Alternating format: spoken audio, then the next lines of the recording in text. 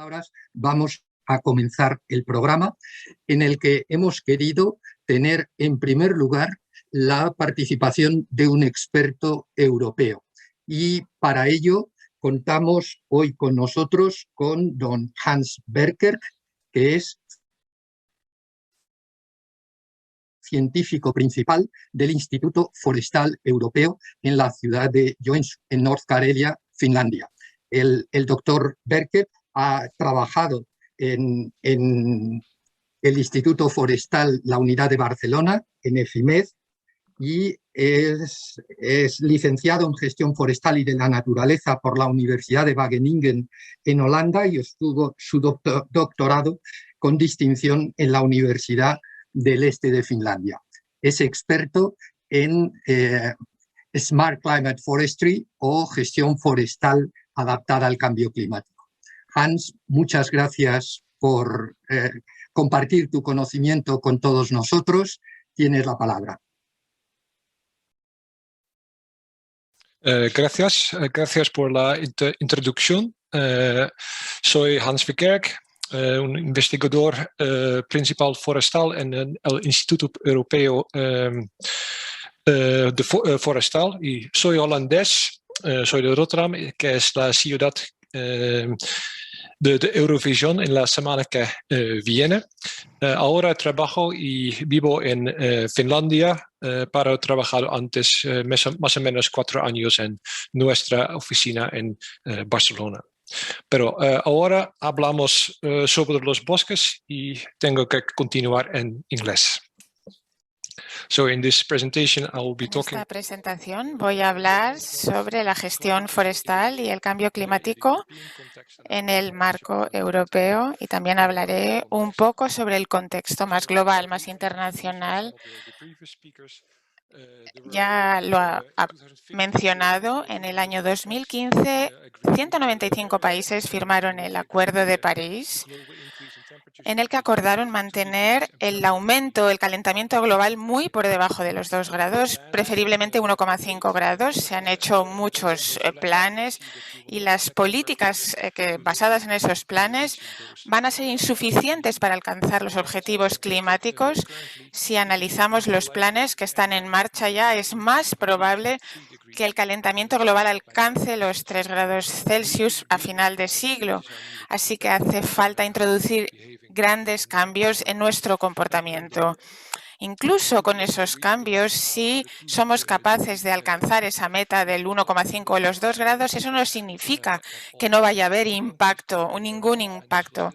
Seguirá siendo un incremento respecto a lo que tenemos ahora y eso afectará a los ecosistemas, a los bosques en particular.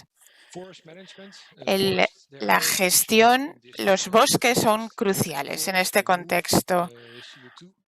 Los bosques absorben durante su crecimiento, durante la fotosíntesis, absorben CO2 de la atmósfera y se almacena como carbono en las raíces, y cuando el árbol muere, parte de este carbono se libera al suelo. Cuando se corta la madera, este carbono se transfiere a los productos de la madera, que queda ahí almacenado.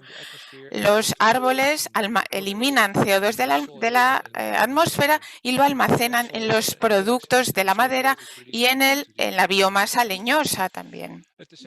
A la vez, los bosques, los productos forestales también pueden sustituir a otros materiales. Estos productos de madera pueden sustituir al plástico, al hormigón o al acero, y estos productos suelen tener asociadas una menor emisión de CO2. Así que hay también un efecto de sustitución cuando sustituimos determinados productos por productos de madera. Y todo esto desempeña un papel fundamental para la mitigación del cambio climático, porque absorben CO2 de la atmósfera, tienen un efecto sobre los productos finales que se pueden producir. El papel de los bosques también es muy claro. Hay muchas evaluaciones y muchos estudios a nivel internacional que se han hecho, donde se estudia la contribución de los bosques al cambio climático. De esto se suele denominar soluciones climáticas naturales que tienen que ver con la silvicultura y también con la agricultura. Y se calcula que representan el 37% de las reducciones de emisiones necesarias hasta 2030 para mantener el aumento de la temperatura por debajo de 2 grados. 2/3 de estas medidas, de estas soluciones climáticas naturales, están relacionadas con los bosques o con la gestión forestal. Así que es importante evitar la deforestación y hay que manejar los recursos forestales de manera sostenible. Estas soluciones climáticas naturales ofrecen muchos potenciales para mitigar el cambio climático, pero también se centran bastante en el almacenamiento del carbono en la biomasa, en el suelo. Pero estas estrategias, el almacenamiento de carbono en los bosques no está exento de riesgos, tanto en los bosques mediterráneos como en otros bosques. Hemos tenido tormentas, huracanes, plagas de escarabajos, etc.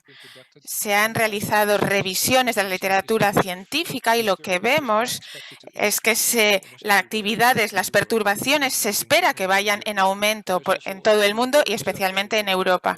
Hay algunos estudios que muestran que algunas perturbaciones van a disminuir, pero en general van a aumentar. Esto tiene bastante efecto porque perturbaciones que hemos visto en el pasado han tenido un gran impacto. Por ejemplo, la tormenta Baia en el noroeste de Italia provocó daños por 8 millones de metros cúbicos, una cifra similar a la producción anual de madera de rollo del país.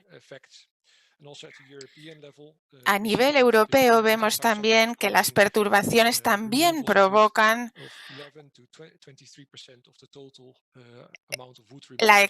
el 11% de las extracciones totales de madera en rollo en toda Europa. El desglose por países es desigual, pero por ejemplo en Suecia solo representaron el 3% de toda la madera que se extrajo. En Suecia, las talas de recuperación o de salvamento representaron solo el 3%, pero en la República Checa el 90% de las extracciones totales. Así que la ciencia nos está diciendo que las perturbaciones van a ir aumentando en el futuro y pueden traer de repente grandes volúmenes de madera al mercado. Además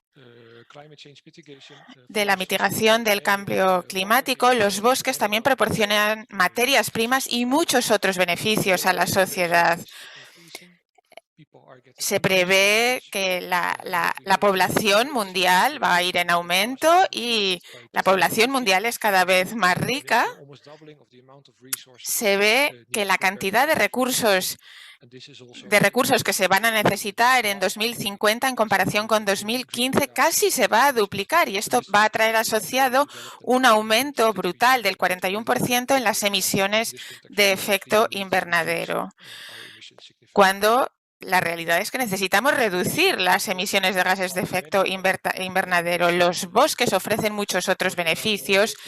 También tenemos setas, otros productos, ofrecen servicios, mejoran la calidad del agua, ofrecen oportunidades para el ocio y muchos otros beneficios para los individuos. Y esto hay que tenerlo en cuenta a la hora de diseñar las estrategias. Cuando analizamos los bosques europeos, hay 160 millones de hectáreas de bosques, pero hay grandes diferencias entre un país y otro. En Finlandia, donde vivo, más del 70% de la superficie del país está cubierta por bosques. Yo vengo de los Países Bajos y ahí solo el 10% de la superficie del país corresponde a bosques y en España es un poco menos del 40%. Así que hay grandes diferencias entre un país y otro en cuanto a la cantidad del país, la superficie que está cubierta por bosques, también en cuanto a las especies arbóreas y a la estructura de dichos bosques. Los bosques han sido muy importantes para eliminar el CO2 de la atmósfera, para captar el CO2 de la atmósfera. Y esto también es verdad, no solo en España, sino para toda Europa. Los bosques captan 350 millones de toneladas de CO2 y gran parte se almacena en los suelos. En conjunto, esto representa los bosques de la Unión Europea compensan más del 10% de las emisiones totales de la Unión Europea. Los bosques son un recurso crucial. Los Estados miembros de la Unión Europea son responsables de elaborar sus propias políticas, porque esto es un asunto nacional. Pero sí que se elaboran recomendaciones o directivas a nivel europeo que afectan al uso de las tierras. Hay estrategias de biodiversidad también y todo esto, además de los diversos objetivos que existen a nivel nacional, también hay directivas a nivel europeo. Para ir avanzando y para debatir hemos desarrollado el concepto de silvicultura climáticamente inteligente. Es un enfoque nuevo que se sustenta en las prácticas de sostenibilidad, pero está muy centrado en los temas de mitigación del cambio climático para poder potenciar la resiliencia de los bosques. También teniendo en cuenta que la población mundial está creciendo. En la silvicultura climáticamente inteligente, o SCI, discutimos que todas las estrategias tienen que tener en cuenta la mitigación, pero también la adaptación, porque sin adaptación no podemos alcanzar todo el potencial de la mitigación. La mitigación y la adaptación tienen que ir mano a mano. También es importante no solo que tengamos en cuenta el carbono que se almacena en los bosques, sino el uso sostenible de las maderas, que también llevan almacenada carbono. En el mapa aquí se puede ver algunas actividades que ya hemos iniciado en el tema de silvicultura climáticamente inteligente y falta añadir el caso de España al mapa. Si queréis leer algo más sobre el concepto de SCI, os sugiero que vayáis a este enlace y para que veáis cómo se puede implementar en todos los países de Europa. Como he dicho, la combinación de mitigación y adaptación es muy importante.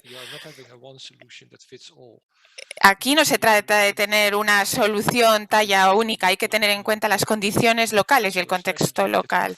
La estrategia podría centrarse en el almacenamiento de carbono, por ejemplo, en bosques muy antiguos.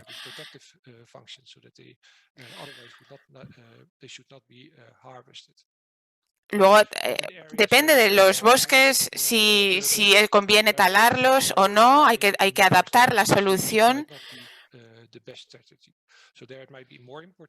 Quizá sea más importante activar y mejorar las prácticas de gestión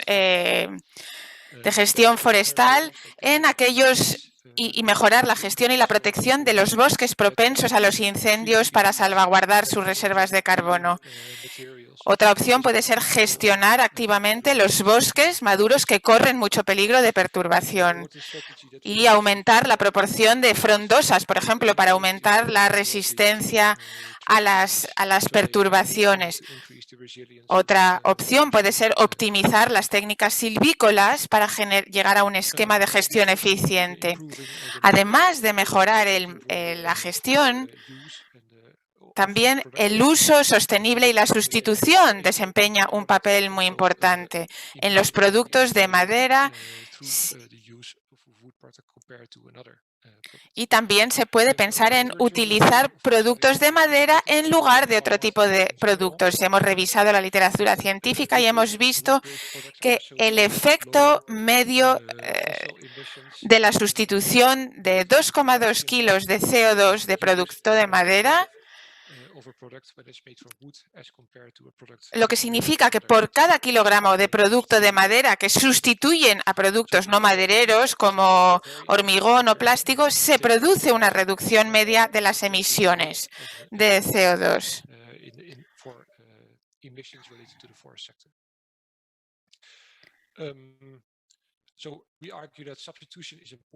La sustitución es importante, pero no hay que centrarse solo en sustituir los productos en los materiales de uso intensivo de fósiles por madera, sino que hay que tener en cuenta qué se hace con esos productos.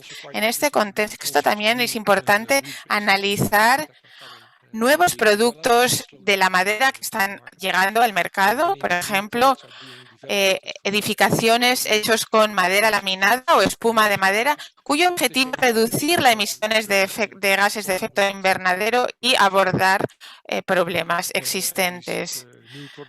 Estos nuevos productos podrían resultar en nuevas cadenas de valor y en nuevas fuentes de ingresos que pudieran activar el sector de la silvicultura. Os voy a dar algunos ejemplos. Por ejemplo, la madera laminada es uno de esos. Madera contralaminada está recibiendo mucha atención. Es un producto de madera sólida hecha de distintas piezas, piezas de madera que pueden dar lugar a edificaciones que sustituyan edificaciones de hormigón, por ejemplo. Se han hecho bastantes estudios que demuestran que este tipo de edificaciones ayudan a reducir las emisiones de efecto invernadero, porque este tipo de edificaciones son prefabricadas y hay muchas menos emisiones durante la fabricación y durante la fase final del ciclo de este tipo de bienes, de edificaciones. También otro producto más novedoso, como es la espuma de madera, es un producto que podría reemplazar a algunos plásticos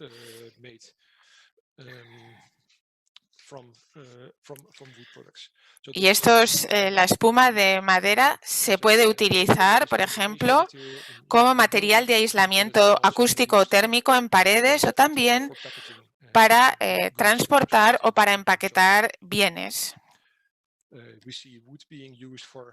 La madera también se utiliza, puede sustituir a los polietilenos y al poliuretano de origen fósil, a los polietileno y poliuretano plástico. Y este tipo de bioplásticos se producen a partir de flujos secundarios industriales, por ejemplo, el aceite de bogol que se produce con la elaboración de pulpa o la lignina. También hay muchos problemas con los microplásticos que se liberan a los océanos y que libera el algodón que se utiliza para hacer algunos tejidos. Así que hay que buscar alternativas y entonces tenemos aquí textiles a base de madera en la diapositiva, que es una alternativa al algodón. Algunos de estos textiles llevan bastantes años en el mercado y algunos llevan asociados bastante contaminación medioambiental, pero hay otras que no utilizan este tipo de textiles a base de madera, están producidos sin productos químicos agresivos, evitan las emisiones de CO2 y evitan el problema de la contaminación. Así que todo es beneficioso con estos textiles a base de madera. Estoy llegando al final de la presentación. Cuando desarrollamos estrategias de gestión forestal, hay que tener en cuenta tanto la mitigación como la adaptación y también las condiciones locales. No hay una solución única, una solución talla única. Las estrategias, para que tengan éxito, deben tener en cuenta los balances o el equilibrio de carbono de los ecosistemas forestales. los productos de la madera y los efectos de sustitución a largo plazo. Y para finalizar, es necesario comprender mejor cómo se puede aplicar silvicultura climáticamente inteligente en Europa y también en todo el mundo. Y estaría estupendo poder trabajar con vosotros para implementar una estrategia de silvicultura climáticamente inteligente. Muy interesante presentación. Sí. Las personas que nos siguen a través de Internet pueden hacer preguntas por el canal de chat y hay una que formulo de Ignacio Sevillano. From Ignacio Sevillano. Agradeciendo la magnífica presentación y pregunta, which management practices do you think might prácticas have de gestión cree que tienen un mayor potencial para aumentar el secuestro, la captación de CO2 en los bosques, la reforestación, la densidad de las plantaciones, el disminuir la densidad, el uso de materiales genéticamente mejorados, fertilización? Lo siento, me he perdido la primera parte de la pregunta, por favor. Yo la tengo que traducir porque está formulada en inglés. Gracias por su magnífica presentación. Querría saber, Ignacio Sevillano, qué prácticas de gestión considera que podrían tener un mayor potencial de absorción de CO2 en bosques, y entre ellas menciona la reforestación, la densidad de plantación, las claras, la utilización de material genético mejorado, la fertilización, ¿alguna de ellas? Creo que la reforestación o la forestación es la medida más clara, la creación de nuevos bosques, porque así se empieza una situación en la que la cantidad de carbono es limitada a o escasa o nula, y así tenemos la capacidad de absorber más carbono en los bosques porque empezamos desde cero. Si ya partimos de un bosque que ya está siendo gestionado, donde ya hay unas determinadas especies seleccionadas, sustituir esas especies por otras tendrá un menor efecto sobre la capacidad de captación del CO2. Pero si partimos de un bosque que no ha sido gestionado o donde no se han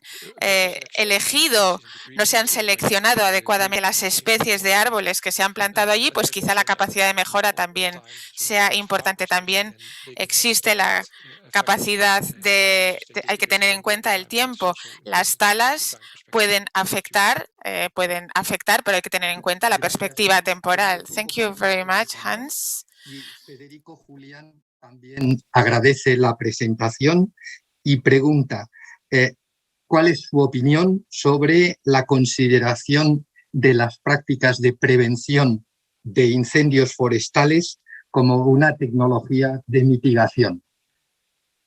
Fire prevention techniques considered as mitigation technology. Creo que el uso, controlar los incendios es muy importante, es una técnica muy importante que hay que tener en cuenta. Creo que hay que hacerlo, o se puede hacer, una acumulación controlada de biomasa en los bosques, y esto podría ayudar a reducir las emisiones que se producen durante los incendios forestales, pero también se puede utilizar la madera que se produce para los diversos productos como.